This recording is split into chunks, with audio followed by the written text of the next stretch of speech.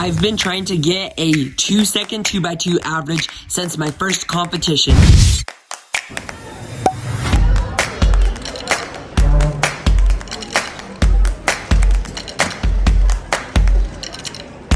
And failed.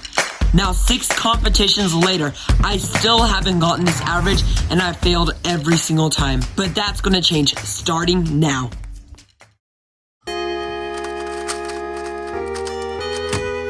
I have a competition this Saturday, so I have 5 days to master 2x2 and to get a 2-second average in competition.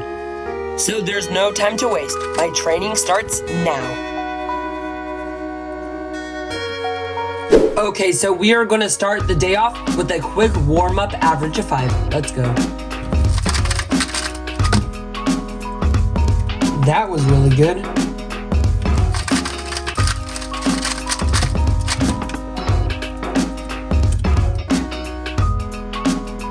Okay, last solve, and this scramble is so easy. Another 1-second solve, let's go.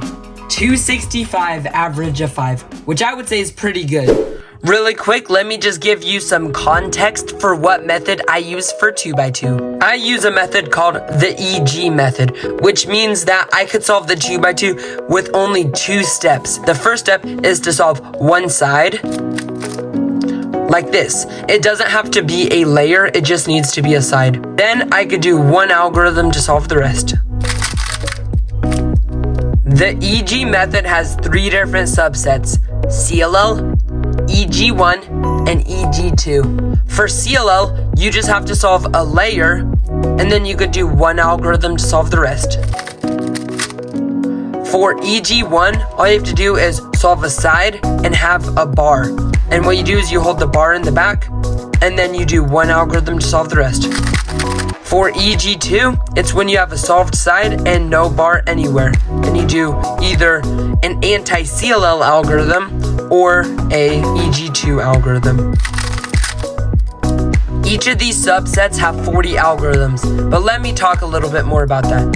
I know all of the CLL cases, and I know half of the EG1 cases. For EG2, you could just use something called anti-CLL, which is basically just using CLL.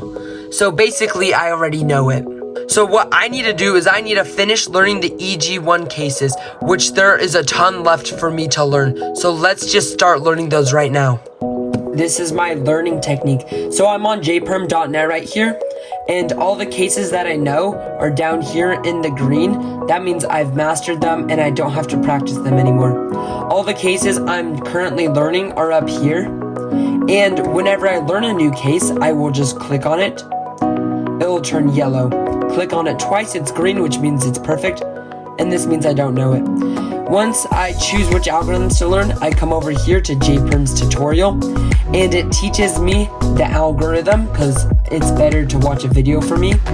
And then I come over to the trainer. And up here is the scramble. And it gives me a case. What I do is I recognize it, and then I do it.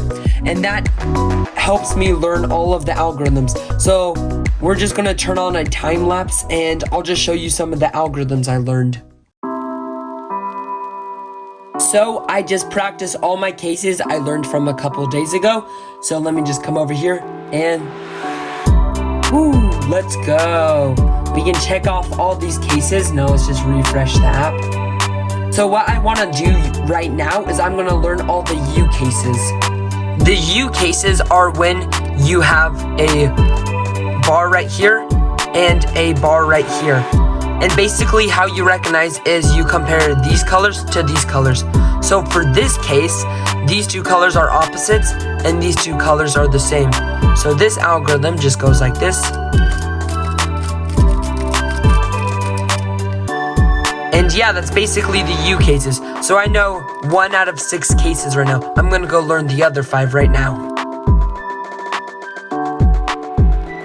For the second case, it is kind of the mirror of the last case. It's where you have opposites up top and matching in the front like that. And what you're going to do is you do something like this. You do F, put in this corner right here. Then you rotate down. Then you do this,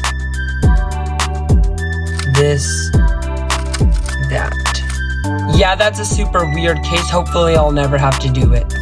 I just learned 2 more cases. For this case, when there's opposites right here and opposites up top, what you do is you do a sledgehammer, and then you just swap these 2 pieces. So that's a super easy algorithm. For this last one, when they match on top and match on the side, you first do a U, and then you take out this corner. You kind of like swap them around and then just finish the algorithm.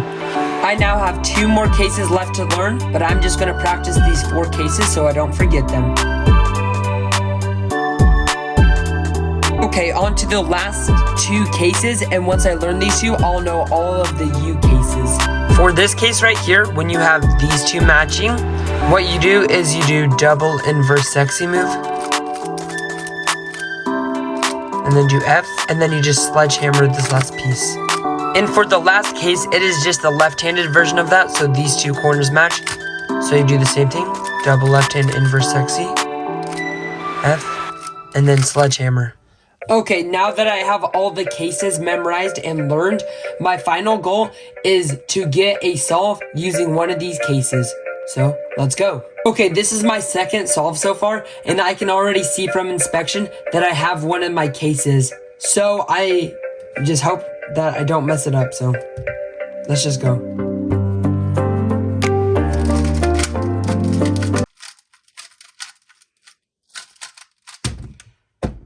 I messed it up, so I'm not counting that. Wow, that was embarrassing.